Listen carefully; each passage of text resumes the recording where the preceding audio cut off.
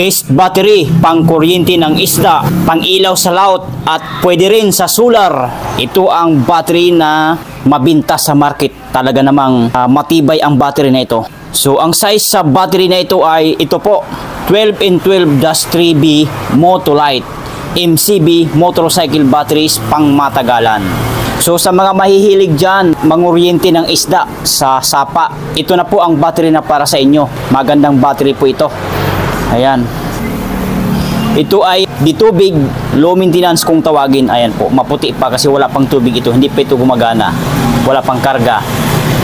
So ang price po nito ay 1,265 pesos only. Sagad na po yun mga ma'am, sir, at wala na pong tawad. Ulitin ko po, 1,265 pesos only. Sagad na po yun mga ma'am, sir, at wala na pong tawad. Ayan po, titigan ng husto. Ayan, ito ay brand new. Kapag kalagyan nyo ito ng sulfuric acid or battery solution, needed or kailangan nyo alisin ito. Ayan ha.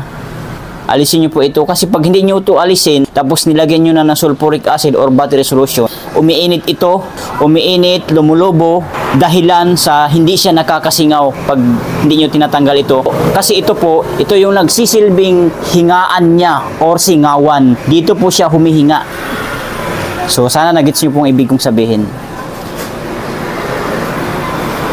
So yun lang, sana nakatulong sa inyo ang video na ito. Kung nakatulong ang ating video, please give me a thumbs up. Pakishare na rin sa inyong mga friends, kakilala kung sa tingin mo na matutulungan ng ating video. And huwag kalimutan mag-subscribe sa ating YouTube channel. Pakiclick ng notification bell, piliin nyo po ang all para updated or manotify kayo ni YouTube kapag may new videos akong ina-upload.